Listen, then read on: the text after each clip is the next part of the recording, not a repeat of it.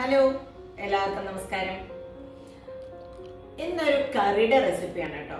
ഈ കറി ഞാൻ സാധാരണയായിട്ട് കഴിച്ചിട്ടുള്ളത് ഈ മാമിമാരുടെ അടുത്തൊക്കെയാണ്. ഞാൻ വളർന്നത് ഒരു ആഗ്രഹത്തിലായിരുന്നു. അതുകൊണ്ട് തന്നെ മാമിമാരുണ്ടാക്കുന്ന കറികളൊക്കെ എനിക്ക് പ്രിയപ്പെട്ടതാണ്. പാരിക്ക പിട്ടിൽ എന്നാണ് ഈ കറിയുടെ പേര്. നല്ലൊരു സൂപ്പർ ടേസ്റ്റ് ഉള്ള ഒരു കറിയാണ്. ഒരു ഡിഫറെന്റ് ആയിട്ടുള്ള ഒരു കറി. ഈ കറി ഒന്ന് കണ്ടു നോക്കൂ. നിങ്ങൾ എൻ്റെ ചാനൽ ആദ്യമായി കാണുകയാണെങ്കിൽ സബ്സ്ക്രൈബ് ചെയ്യാൻ മറക്കരുത് കേട്ടോ. ഇനി നമുക്ക് പാരിക്ക പിട്ടിൽ എങ്ങനെയാണ് ഉണ്ടാക്കേണ്ടതെന്ന് നോക്കാം. ഈ കറി ചോറിന്റെ കൂടെ മാത്രമല്ല കേട്ടോ, ചപ്പാത്തിയുടെ കൂടെയും ദോശയുടെ കൂടെയും ഇഡ്ലിയുടെ കൂടെയും ഒക്കെ അവർ കഴിക്കുന്നതാണ്. എല്ലാവരുടെ കൂടെയും പോകുന്ന ഒരു ഡിഫറെന്റ് ആയിട്ടുള്ള ഒരു റെസിപ്പി തന്നെയാണ് കണ്ടത്. പാരിക്ക പിട്ടിൽ ഉണ്ടാക്കാനായിട്ട് ആദ്യം നമുക്ക് പാരിക്ക വറുത്തെടുക്കണം. അതിനായിട്ട് നമ്മൾ ഉപയോഗിക്കുന്നത് നല്ലെണ്ണയാണ്. ഈ മാമിമാരും തമിഴും കുക്കിങ്ങിലൊക്കെ കൂടുതലും നല്ലെണ്ണയാണ് ഉപയോഗിക്കുക. അതിലേക്ക് പാരിക്ക പറഞ്ഞാൽ നമ്മുടെ കൈപ്പയ്ക്കാണ് കേട്ടോ. ഒരു വലിയ കൈപ്പയ്ക്ക ചെറുതായി അരിഞ്ഞതാണ്. ഒരുപാട് വലുതല്ല. ഒരു കൈപ്പയ്ക്ക് 4 പീസാക്കിയിട്ട് നമ്മൾ തിന്നായി അരിയിൽ അങ്ങനെ തോരനൊക്കെ ഉണ്ടാക്കണം അരിഞ്ഞത്. ഇനി ഇതിനെ നന്നായി അങ്ങോട്ട് ഫ്രൈ ചെയ്തെടുക്കണം. നല്ല ഗോൾഡൻ കളറായി സോഫ്റ്റ് ആവുകയല്ല, ഫ്രൈ തന്നെ ആവണം. കുറച്ച് ഫ്രൈ ആവാനായിട്ട് നമുക്കതിലേക്ക് ഉപ്പും കൂടി ഇട്ട് കൊടുക്കാം. ഇനി ഇതിവിടെ കിടന്നൊന്ന് നന്നായി ഫ്രൈ ആയി വരട്ടെ. ആ സമയം കൊണ്ട് നമുക്കിതിലേക്ക് വേണ്ട മസാലകളൊന്ന് വറുത്തെടുത്തിട്ട് വരാം. ഒരു പാൻ വെച്ചിട്ട് അതിലേക്ക് കുറച്ച് നല്ലെണ്ണ, ഒരു 2 ടീസ്പൂണോളം നല്ലെണ്ണ ഒഴിച്ച് കൊടുത്തിട്ടുണ്ട്. നല്ലെണ്ണ ഒന്ന് ചൂടായി വരുമ്പോൾ 5 ചുവന്ന മുളകാണ് ഇട്ട് കൊടുത്തിരിക്കുന്നത്. നിങ്ങളുടെ വീട്ടിലുള്ള മുളകിൻ്റെ എരിവിനനുസരിച്ച് ഇട്ട് കൊടുക്കാം. കൂടാതെ ഒരു അത്യാവശ്യം കുറച്ചൊരു വലിപ്പമുള്ള കായത്തിൻ്റെ പീസും. ഇതിൽ കായത്തിൻ്റെ ഫ്ലേവറൊക്കെ നന്നായി ഉണ്ടാവണം. അപ്പോഴേ ഈ കറി നന്നാവുള്ളൂ. നമുക്കിത് നന്നായി ഒന്ന് വഴറ്റിയെടുക്കാം. കായം ആദ്യം വറുത്തതിന് ശേഷം മുളകിട്ടാലും മതി. ഞാൻ ഇതിലിപ്പോൾ ജസ്റ്റ് ഒന്ന് മുളകിനെ ഒന്ന് നീക്കി വെച്ചതിന് ശേഷം കായം വറുത്തെടുക്കണമെന്ന് മാത്രം. അപ്പോൾ ഇതാ കായൊക്കെ നന്നായി പൊടിഞ്ഞ് വരണം കേട്ടോ. അപ്പോഴാണ് അതിൻ്റെ ടേസ്റ്റ് വരിക. ഇനി ഇതിലേക്ക് നമുക്ക് കുറച്ച് കറിവേപ്പിൻ്റെ ഇലയും കൂടി ഇട്ട് കൊടുക്കാം. ഒരു 1/2 ടീസ്പൂണോളം കുരുമുളക്. ഫ്ലെയിം ഒന്ന് താഴ്ത്തി വെച്ചിട്ടിട്ടാൽ മതി കേട്ടോ. 1 ടേബിൾ സ്പൂൺ കടലപ്പരിപ്പ്, 1 ടേബിൾ സ്പൂൺ ഉഴുന്നുപരിപ്പ്. ഇനി ഇതിനെ ഒന്ന് നമുക്ക് നന്നായി ഒന്ന് വഴറ്റിയെടുക്കാം. ഒരു 2-3 മിനിറ്റ് ഇതിങ്ങനെ ഒന്ന് വഴറ്റട്ടെ. ഇതിലാദ്യം കടലപ്പരിപ്പ് ഒന്ന് വഴറ്റിയതിന് ശേഷം ഉഴുന്ന് പരിപ്പിട്ടാലും മതി. ഇനി അതിലേക്ക് 1 ടേബിൾ സ്പൂൺ കൊത്തമല്ലിയും കൂടിയാണ് ഇട്ട് കൊടുത്തിരിക്കുന്നത്. ഇത് 3ഉം നന്നായി ഇതിൽ കിടന്നൊന്ന് വഴറ്റി നല്ല ചുവക്കുന്നവരൊന്ന് വഴറ്റുക. മീഡിയം ടെമ്പറേച്ചറിൽ വെച്ച് വഴറ്റിയാൽ മതി. അപ്പോഴാണ് ഇത് നന്നായി ആവുക. ഇതായിപ്പോൾ നന്നായി ചുവന്ന് വന്നിട്ടുണ്ട്. ഇനി അതിലേക്ക് ഒരു 1/2 കപ്പ് തേങ്ങ, അതായത് ചെറിയ ജാറിൽ അരയ്ക്കാൻ പാകത്തിലാണ് ഞാൻ ഇടുന്നത്. ഒരു 1/2 കപ്പ് തേങ്ങ ചെറുകിയതും കൂടി ഇട്ട് കൊടുക്കാം.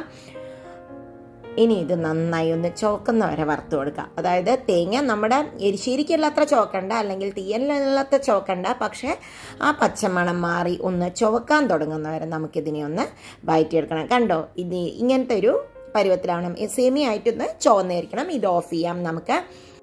അപ്പോൾ ഇതാ നമ്മുടെ കൈപ്പയ്ക്ക കണ്ടോ നന്നായി ഫ്രൈ ആയി വന്നിട്ടുണ്ട്. ഇനി ഇതിലേക്ക് കുറച്ച് സാധനങ്ങളും കൂടി ആഡ് ചെയ്യണം. ഒരു 1/4 ടീസ്പൂണോളം മഞ്ഞൾപ്പൊടി ഇട്ട് കൊടുത്ത് നമുക്കിതിനെ ഒന്നും കൂടി ഒന്ന് ചൂടാക്കിയെടുക്കാം. ഇത് നമുക്കിതിവിടെ ഓഫ് ചെയ്യാം. ഇനി നമുക്ക് ഇതിന് ആവശ്യം ഒരു നാരങ്ങയുടെ വലിപ്പത്തിലുള്ള പുളി വെള്ളത്തിലിട്ട് ഒരു 10 മിനിറ്റ് മുമ്പ് വെള്ളത്തിലിട്ട് കുതിർത്ത് വെച്ചതാണ്. ഞാനിത് കൈപ്പയ്ക്കൊക്കെ വഴറ്റാൻ തുടങ്ങുന്നതിന് മുമ്പ് തന്നെ ഇട്ട് വെച്ചു. ഇനി നമുക്കൊരു പാത്രത്തിലേക്ക് ഒരു 1/4 കപ്പ് തുവരപ്പരിപ്പ് വേവിച്ചതും കൂടി ഇട്ട് കൊടുക്കാം. വഴറ്റിയിട്ടൊന്നുമില്ല, ജസ്റ്റ് വേവിച്ച് കൊടുത്തതാണ്. ഇനി അതിലേക്ക് ആ വഴറ്റി വെച്ചിട്ടുള്ള കൈപ്പയ്ക്കയും കൂടി ഇട്ട് കൊടുക്കാം. ഇനി നമ്മളിതിലേക്ക് ആഡ് ചെയ്യുന്നത് ഈ പുളിയുടെ വെള്ളമാണ്.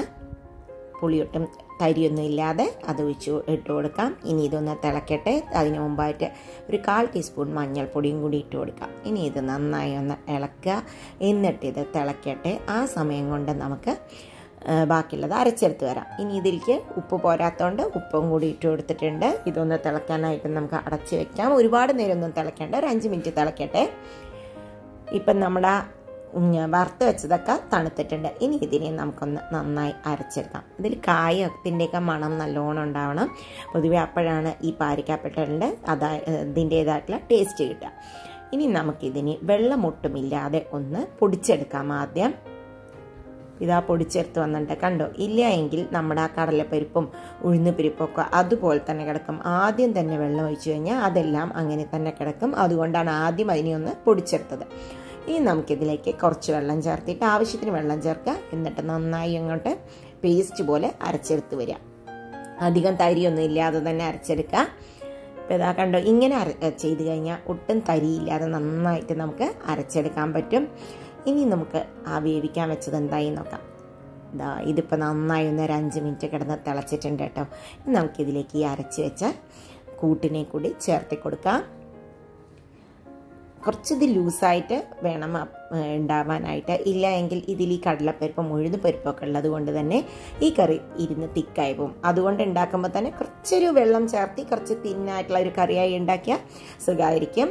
ഇത് ഇരുന്ന് കുറുകും. ഒരു 5 മിനിറ്റോളം തന്നെ ഇത് തിളച്ചാൽ മതി. ഒരുപാട് നേരം തിളപ്പിക്കേണ്ട ആവശ്യമില്ല. ടേസ്റ്റ് ചെയ്തപ്പോൾ ഉപ്പ് കുറവായിരുന്നു, പിന്നെ ഞാൻ ഉപ്പും കൂടി ഇട്ട് കൊടുത്തിട്ടുണ്ട്. ഇതൊരു 2-3 മിനിറ്റും കൂടി ഒന്ന് തിളച്ച് കഴിഞ്ഞാൽ നമുക്കിത് ഓഫ് ചെയ്യാം. ഇപ്പം ഇതാ അത് ഞാൻ ഓഫ് ചെയ്തു.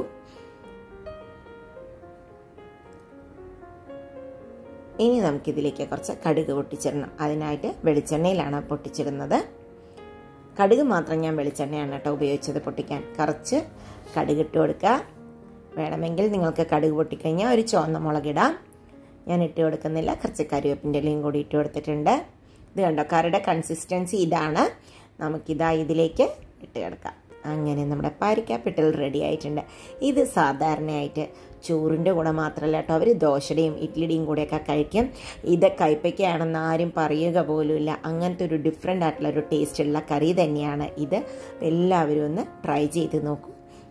ഈ വീഡിയോ നിങ്ങൾക്ക് ഇഷ്ടപ്പെട്ടാൽ ലൈക്ക് ചെയ്യാനും കമൻറ്റ് ചെയ്യാനും ഷെയർ ചെയ്യാനും മറക്കരുത്. വീണ്ടും അടുത്ത വീഡിയോയുമായി വരാം.